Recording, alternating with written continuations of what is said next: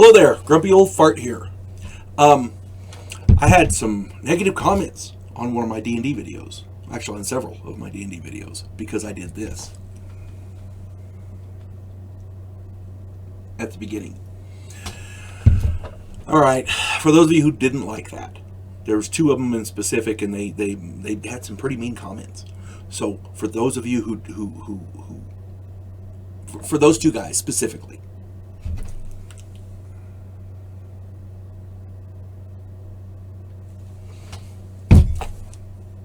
shout out to everybody's favorite race car driver. Let's go, Brandon. All right, now on with the D&D video, because this is supposed to be a fun video. So here we go. This video is for the newer Dungeon Masters. I have been playing Dungeons and Dragons a long time, since the mid 70s. I started running D&D, AD&D in 1979. I have had a really long and, oh my God, wonderful time playing this game. Anybody who's getting into this, God bless you. Amen. We have a lot of newer Dungeon Masters, though, and the Dungeon Master is an essential part of the game. Excuse me. The more Dungeon Masters, we need all the players we can get, and the players need Dungeon Masters. So I try to give some advice for the younger Dungeon Masters. For those of you who are wanting to start a campaign, and for those of you who don't know what a campaign is, it's a series of adventures with a stated goal along one story arc, and the idea is to advance your player's characters several levels and attain a goal. It's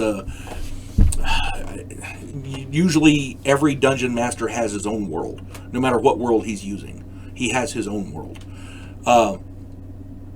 and even for Dungeon Masters that they've been playing a while, but then they've run their world into the ground. They've explored every nook and cranny. This is kind of sort of what it says in a book that I like, and I'm going to talk about it here in a minute.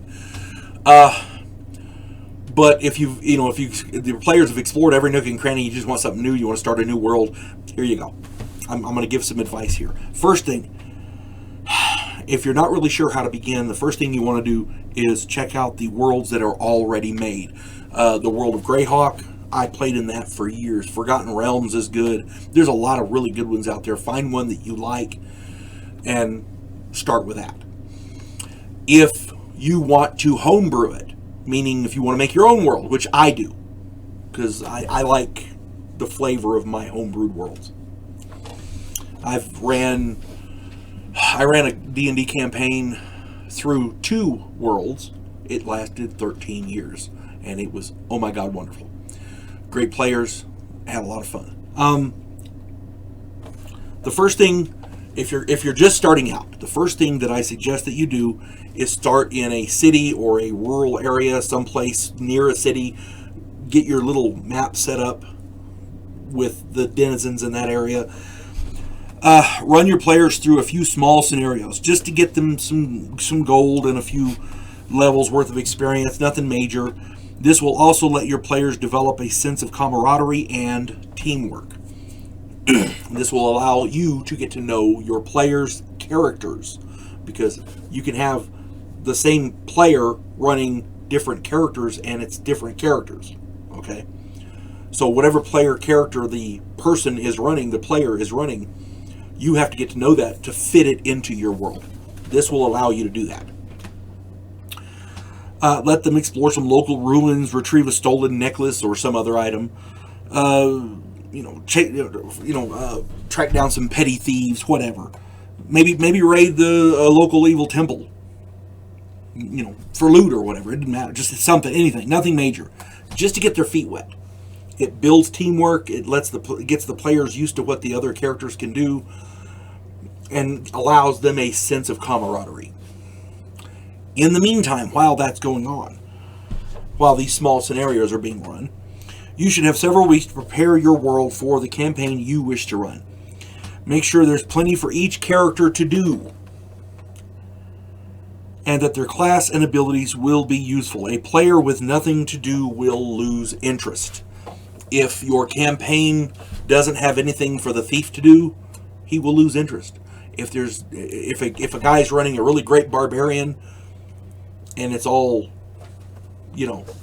cognitive type of adventure, he's going to lose interest. If you have a knight who is like a cavalier, for example, and he has certain stated goals for that character, and they're not part of the campaign, he's going to lose interest. You have to have the campaign fit the characters, whatever characters they want to run. Make sure the reward is suitable in money and magic items. Now, I do videos on treasure, money haul, magic items, that kind of thing. I do a lot of videos on that. Go check those out. Make sure that the risk justifies the reward. And be kind of stingy with the magic items. I'm not saying, a +1 item, a +1 sword or a +2 dagger or something like that. That's not what I'm talking about. I'm talking about the big bad items. If it's not necessary for your campaign, you don't have to give it out. It is nice to give them a little perk here and there, a fighter with a +1 sword, or a wizard, maybe with a ring of wizardry that doubles the number of first level spells that he casts, that kind of thing. A wizard with a +1 ring of protection, help his armor class a little bit. That's nice.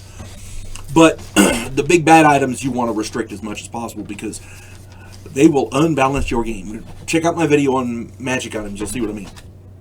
I've done a number of AD&D videos on government types, taxes, tithes, fees, all kinds of economies, treasure, etc. Check those out. Also check out, I did a Star Trek the role-playing game video called NPC Superstar. Watch that one. No NPC, non-player character, that is a character that you run as an ally or as an information source or whatever. No NPC should steal the show and upstage the player characters. The player characters are supposed to be the star of the show. They should only give helpful guidance and maybe help out if it's absolutely necessary. But, limit what your PCs can do. A primary consideration of the design of any campaign is the map. This is one of the important things. Starting point will generally be where the players are, the little area you've already designed. They could also be summoned to a nearby location, alternately, by a noble or some official, a rich guy, the head of a guild, the Thieves Guild or the Merchants Guild or whatever. Regardless, the players will have to go from point A to point B in your game. And the land, geographical features, and denizens between these 2 points must be outlined. They don't have to know about it right away, but you do. Okay? And again, this could be where they have to go to multiple places, which means you have to outline all of it. And you have to have notes of what's where, so that you know what they're going to run into no matter where they go. The end point will be the culmination of the campaign. This is generally where the big bad guy is, along with the goal of the campaign, whatever that goal is. They're retrieving the golden scepter of blah blah, or it's the ring of magical might or whatever the goal is. We're going to overthrow that guy. Well, you got to go get him. For example, the player characters are to travel through a forest to a mountainous region, and then to a seaport. Hang on, I can't read my own writing. To a seaport where they must board a ship and sail to an island to search the ruins of an old castle for magic item X, whatever that is. Which is guarded by, of course, a terrible dragon, because in Dungeons and Dragons you got to have dragons, right?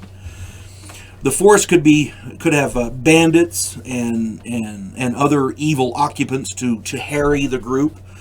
The mountains could have bands of orcs and other monsters. The seaport would, of course, have thieves and other antagonists. And of course, don't forget the pirates during the sea voyage. That's important. Got to have pirates. Everything's better with pirates. All along the way, there could be political and military obstacles. The local lord doesn't want him to go through, or he's going to tax him, or he arrests him for blah, that kind of thing. He doesn't like what they're doing, and he's going to try to stop them. Don't forget the helpful villagers as well. These villagers along the way, they're going to feed and house the party, let them, stay here for a silver piece or a copper piece or whatever. And they're going to heal them as well, because a lot of times players need healing. Yeah, that's the downside of combat. You get hurt. Of course, they're going to charge them a suitable fee for the healing, of course. Villagers are also a good place to pick up information and fresh supplies. Now, don't forget to haggle with them, because book price is nice, but haggling is where the money's at. Okay? You have to relieve players of excess coinage, otherwise they'll get rich and they won't want to adventure anymore. That's bluntly put, that's one of the stated things of a dungeon master. Not all encounters will be violent. If they walk in there, they get the snot kicked out of them by some bandits, and they kill the bandits and they escape, or they escape, and they come trotting into the village all beat up and hurt and tired and everything. The village says, "Hey, look at this. We can help them," and they'll pay us. You see, not all encounters are going to be violent. Some of them are just going to be helpful, and a lot of that is good. As for the nuts and bolts of this fictional world, I highly recommend, and this is the book I was telling you about earlier, the AD&D book titled The Wilderness Survival Guide. They have another book called the Dungeoneers Survival Guide, which deals with the underground. Okay? This is the Wilderness Survival Guide. This is an invaluable guide for wilderness adventures, plus there's a section on world building in the back called Starting from Scratch. Using the basic map you outlined for your starting campaign, you should be able to expand that map to encompass the rest of the world. Keep in mind the size of various cities. City-states are nations made up of a single large city and the farms and villages that surround it. Larger nations have a number of major cities and towns, a multitude of villages of various sizes, and a capital city where the ruler reigns, whatever the ruler's title is, the czar, the raja, the king, the emperor, whoever. And by the way, the difference between an emperor and a king is there are multiple kingdoms in an empire. The emperor rules the kings. The kings all band together, and they have an emperor over them. That's the difference. That's my understanding. That's much more simplistic, but The Dungeon Master's Guide has sections which outline government types and titles, and a bit of research should flesh out your nations and their politics quite nicely, and I talk about them in the other videos. The more research you do and the more preparation and planning you do, the less improvising you will have to do. Anytime, I talked about this in another video, anytime I design a new campaign, I design a number of antagonists in different directions from the starting point. All of these have different motivations and different master plans, but no matter which way they go, they're going to meet one of them. It allows them adventure no matter what way they go. Because, sure as the sun rises in the east, your adventure to the north that you've planned out with precision and it's taken you weeks to plan out, it's all to the north, and of course your players are going to go south for absolutely no reason. They're going to go south. It's just the way it is. It happens in every campaign. Get used to it. Check out my video, AD&D Stories Monsters. Again, I got to stress this. This is the number one rule in Dungeons and Dragons. Have fun. The whole point it's a game. The whole point is to have fun. You're the dungeon master. You have to make fun for your players. That's the whole point. You want to challenge them, but not overpower them. You want to make sure they're having fun while they're earning whatever they get. It's not the goal is not the goal. The goal is to have fun. It's the trip. Okay? If you have a player whose entire goal is to achieve X, and they don't care about anything else but achieving X, they're missing out on the trip. They're missing out on the adventure. The adventure culminates with the goal. The adventure is what's in between. You folks have a good day. I hope this helps you newer game masters out there. And this works for pretty much any campaign. It's just you got to transfer it to space or whatever for whatever game you're running. But for Dungeons and Dragons, it's usually a medieval setting. That's all I'm saying. You folks have a good day. God bless one and all.